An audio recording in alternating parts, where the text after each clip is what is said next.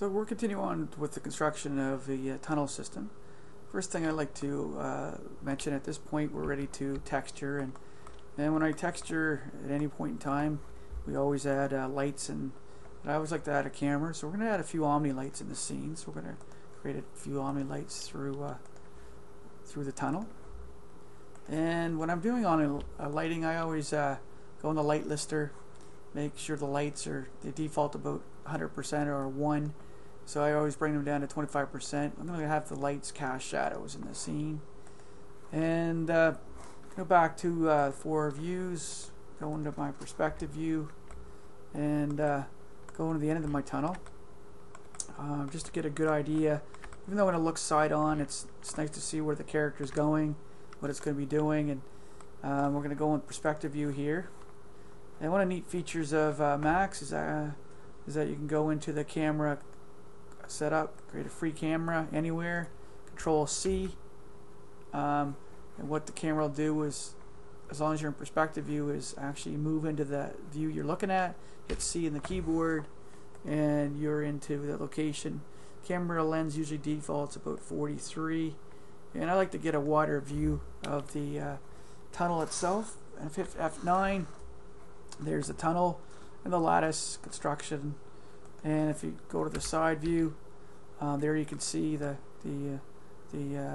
tunnel and the support systems.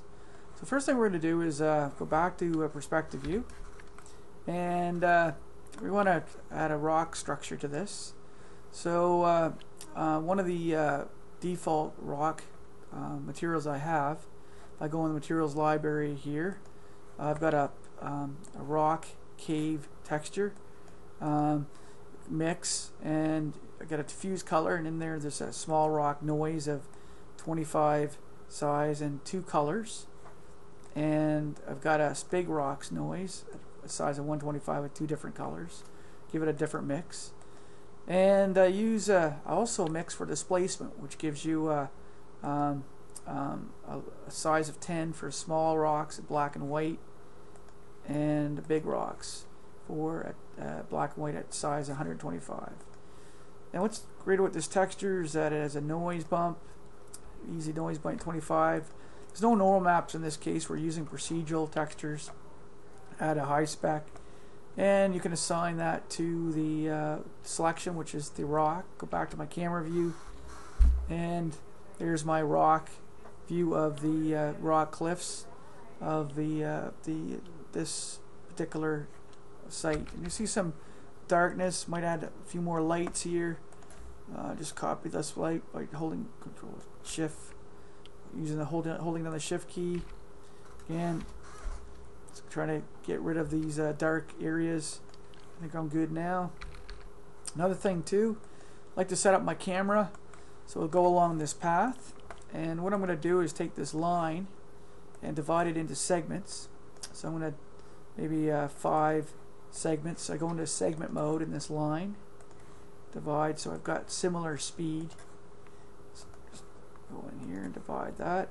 So I just want the camera to go up this line, and how I do that is I go into a dummy objects, create a dummy here, and animation constraint, path constraint, so the dummy's at the start. And if I just link the camera to that dummy object, it will allow the camera to go through the tunnel. Okay, and you can see in the front view here the camera going up, and notice it doesn't rotate. In order to do that, you got to go back to the dummy, scroll up, make sure it follows the path, so the camera goes up and goes through the tunnel, so you get the full view of how it's going to look. And so that's the setup for the camera and texturing the rocks. Then we want to texture the wood on the lattice. Now there's some tricks to this. Just go back to the camera view. Basically, we've got a loft as we originally did. We created a loft of that and the lattice. We can create a number of, to make them look like logs. We can increase the segment size, and it has a material ID number. But when when you're assigning mapping coordinates to a lattice, you need to go new for the wood tile to appear right. So we're going to start a new texture. Grab a wood, and we're going to use a wood, tile wood. Just going to grab a texture, seamless texture that I've had. There's a number of free texture sites online, and I'm going to use this type of wood here with a bump, so it's a bitmap, and add a map file. So this is a non-procedural texture. This is actually a bitmap that I'm using. Leave the defaults and assign that to the lattice.